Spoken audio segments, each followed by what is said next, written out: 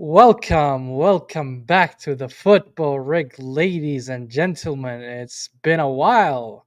The summer is slow for Arsenal compared to the other clubs, but we are here to talk about what Arsenal have done so far in the summer, whom they signed so far, where we got the here we go from Fabrizio Romano, where we know for a fact they have joined Arsenal.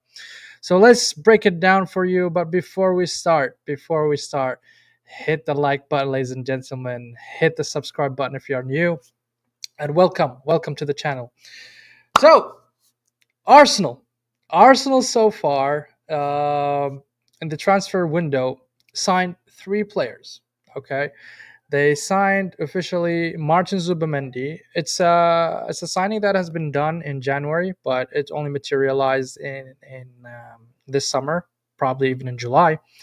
We also signed Kepa, the goalkeeper that used to be for Chelsea and I think Brentford currently. And from out of nowhere, we signed a player called Nogard. Nogard, retard, yada yada, same shit, different name. It's a player that is unknown. Well, he is known in Brentford. He's been playing for Brentford since I think 2018, 19. I can't remember, but he's been there for a while with Brentford, but he's not that uh, you know the level raiser that we were seeking or looking for, to be honest. And I think that came as a trigger signing because of Thomas Partey that he's not going to renew with Arsenal. So let's dig deep into those couple of players that we signed. So we will talk first about certain players that signed. I've managed to get some of the stats that I would like to look. Well, since Nogard is technically a replacement for Thomas Partey, so it's only fair for us to compare Nogard with Thomas Partey. So we will have Thomas Partey gone, Nogard in, Jorginho gone. We got Zubamendi.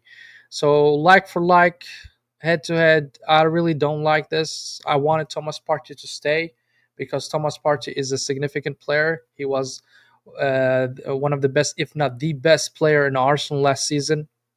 So it's a huge loss for us to lose such a caliber of a player, such an experience like Thomas Partey, and we are replacing it with a nobody, with somebody called Nogard from fucking Brentford, or I don't know from where. So let's pull on the stats so we can talk about it a little bit.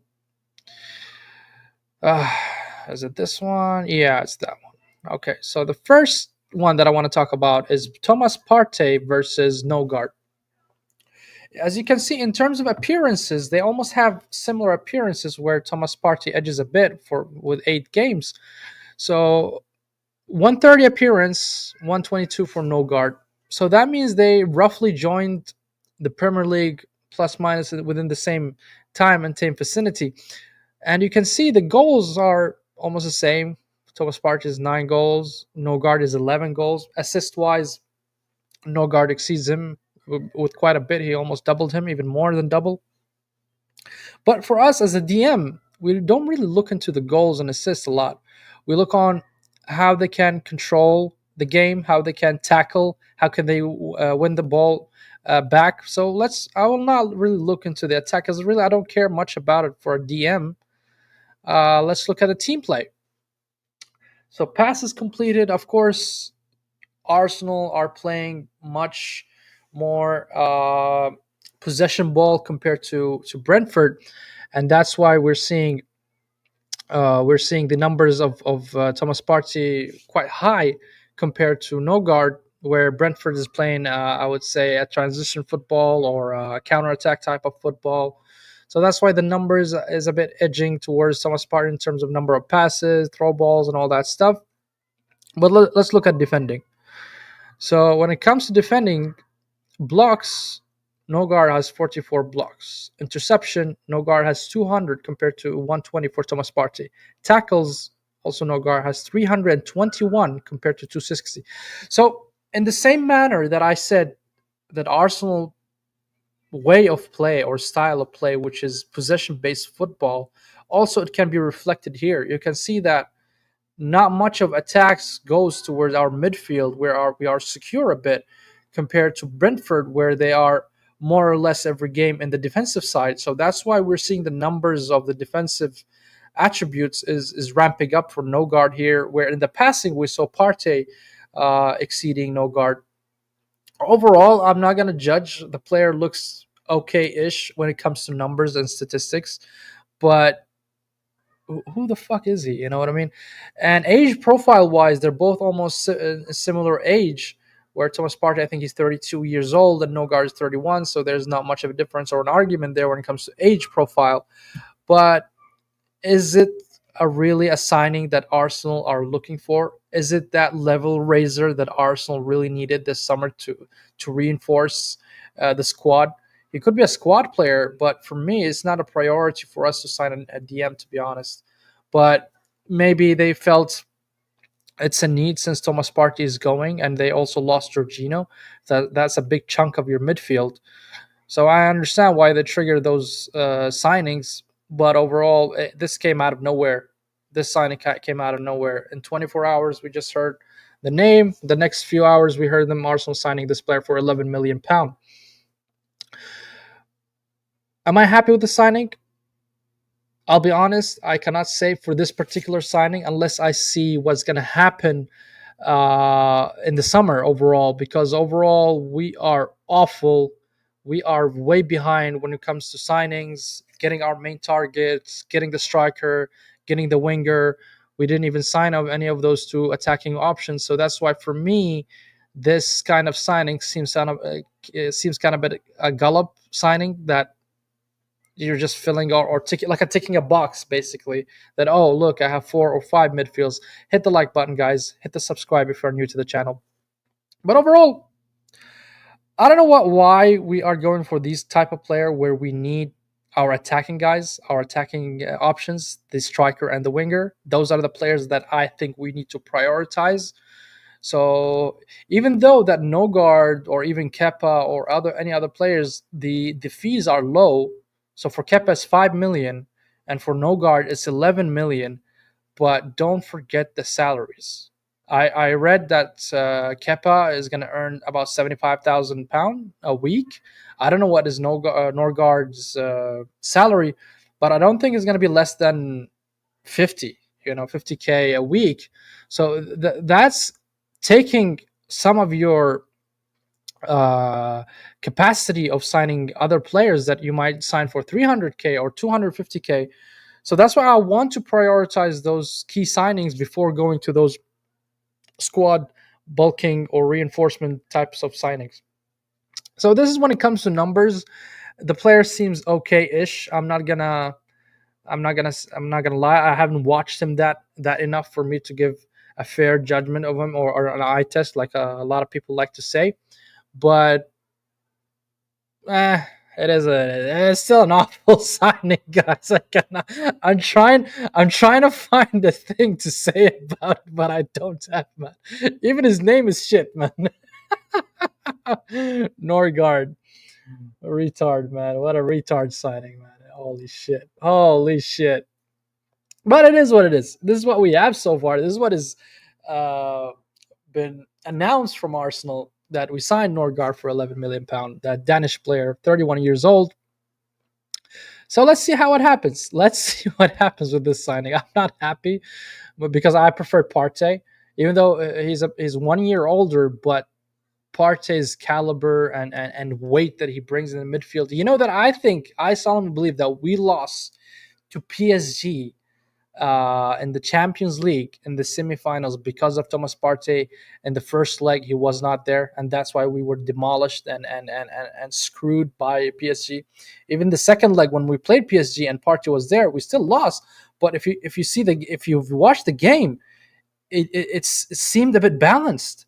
The game was going back and forth between Arsenal and PSG, but when Partey was not there, they ate us up alive. They demolished Arsenal. And in Emirates Stadium, by the way, that happened where Partey was not playing. But whatever. So the next signing that we want to talk about is Kepa. Kepa. Man. Arsenal are moving nuts. They're moving nuts. They're moving nuts. Here we go. So Kepa as a backup goalkeeper has been stated in the media mainstream. When it comes to numbers again, he does not seem awful, but we all know that he's been an awful goalkeeper. Otherwise, Chelsea would have retained him, but they left him to squabble in other clubs. That's why he's not really a good goalkeeper. He had a lot of bozo moments, but I don't know why you're signing a backup goalkeeper who is more or less the same age as your main goalkeeper. Where I think you should have relied on your academy players. Even William Gallas, if you guys remember William Gallas, he used to be a defender for Arsenal and Chelsea before that, and a French international. He said this is a very weird signing. And when it comes to goalkeepers, I think Arsenal should have relied on their academy players instead of going for Kepa and signing him for £5 million.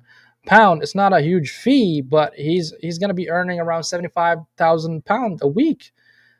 I mean, it is eating up from your salary cap. I mean, if you have a certain cap that you cannot exceed, he's taking a big chunk of it at £75,000 a week. Man, this guy is earning crazy money. Crazy money for being a backup goalkeeper. Well, if you want a third goalkeeper, hey, listen, I'm here. I can just sit there, chill, and get my £50,000 a week or something if you want. And believe me, I'm a good goalkeeper. So when it comes to stats, if we compare the two, the save success rate. By the way, this is all the stats that I am coming up with is coming from the Premier League. So you guys, if you want to get back to as your reference, punches, high claims throughout. But if I look at the team play, I think Raya exceeds because he's good at his foot, and this is why one of the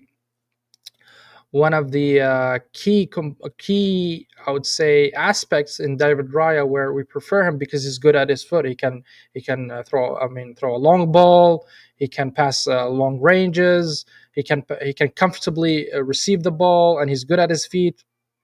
So that's why we prefer Raya, for example, in comparison to Ramsdale. So when it comes to the signing, again, awful signing, guys. Awful, awful, awful, awful. I don't know what Arsenal are doing this summer, man, but they are moving crazy slow. They are not meeting the expectation of the fan base where we were been told in January we're gonna have big summer this summer, but so far we haven't seen any of that. Nada. You want the series that we actually go through as Arsenal fans. Here's the series, guys. I still have the picture, by the way. I still have the picture. Look at it. This is our day today as an Arsenal fan. We don't know. Is it gonna be Jokeres? Is it gonna be Sesko? Today is a Sesko day, by the way. Today is Sesko day. I'm just telling you. We heard or we read in the news that Sesko followed Arsenal or Instagram or on some sort of social media platform. So that's why now the news are edging Sesko's side rather than and Eucharist. And we also heard that Liverpool are going to join the race and try also to sign Eucharist. Now imagine if Liverpool goes and actually signs Eucharist from under Arsenal's nose, man, this board needs to go fuck themselves literally and figuratively in every single way possible. Period. That's my honest opinion. And I don't know at that point, let me just remove this quickly. And I don't know if at that point who to blame. Am I going to blame Arteta? Or am I going to blame Berta? Or am I going to blame the Cronkies? I honestly, in a conundrum right now that I cannot understand where to point the fingers if Arsenal summer end up with these kind of signings like Nogard, Kepa. And wait, there's a third signing. We're gonna talk about him, which been signed a long time ago, which is Martin Zubimendi. But I'll just say what I have in mind. What the fuck are we doing? What the effing hell are we doing as Arsenal Football Club? Are we seriously gonna challenge Liverpool, who just signed Verts, Frimpong, and Kirkez? Or are we seriously gonna compete against Manchester City, who are not playing around? I'm telling you, Manchester City are not playing around. They've signed Reinders. They have Omar Marmoush since January. They're getting the all the whatever they need. The right back, the left back, Livermento, I think. Ayat Nuri. So what are we doing? What are we doing for our club? Where's the striker? Where's the winger? In the previous video, I talked about the striker and the winger, and so far there's no news on that front. I'm just hoping that we sign Eucharist and we sign either Rodrigo or Liao, but as of now, nothing really changed. We're continuing this saga and this series that we are going through. Oh, Cisco, no, he doesn't want to drop. He wants to add some release clause. He's taking Arsenal as a pit stop. No, Eucharist is more. Blah blah. We're still in that saga. This is one of the most ridiculous sagas I ever seen, because I think if Arsenal really wanted Eucharist, they could have signed him. And I think if Arsenal really wants Cisco, they could have signed him as well. But for some reason, there are some sort of dilly dally, and I cannot fathom why. Or is it because of they are trying to negotiate the prices down a little bit? But overall, if you take that long, the players were gonna really be fed up with you and probably join another project or another club. So you got to keep that in mind. You cannot just keep waiting, thinking that all players that wants to join Arsenal, some of them are not having that kind of patience with you. And in that regard, and that matter, hit the like button, guys, and subscribe. Keeping up. Now, the last player we're going to talk about is Martin Zubamendi. Okay, Martin Zubamendi. He is a player that I believe is a level raiser. The player is good. I've watched him a couple of times with Spain. I've watched him even in La Liga. He's not a prolific goal scorer, but he's a maestro in the midfield. He's an engineer in the midfield. He can actually dictate the pace of the game. He can, throw the balls and distribute it nicely. His decision making is excellent and remarkable.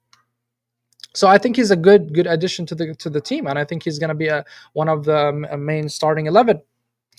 But at the same time, you lost Thomas Partey. So for me, this cancel this. It's like you did nothing. Jorginho, okay, we got Nogard. I assume it's the same level. But when it comes to Thomas Partey, I still edge him over Zubamendi. And Zubamendi, by the way, the signing happened in January. It's just materialized in the summer. So officially talking and technically talking, yes, it is a summer signing. But so far, Arsenal 3 signings, and we touched base and talked about most of them. The first one we talked about was Nogard or Retard. This player does not really excite me in any shape or way or form. Kepa as a backup goalkeeper. You're paying 5,075 grand a week for a backup goalkeeper. Again, a Chelsea reject, but it is what it is. He's going to earn £75,000 a week. And last but not least, Martin Zubamendi. Now, when it comes to Martin, I truly think this is an excellent signing, but not enough.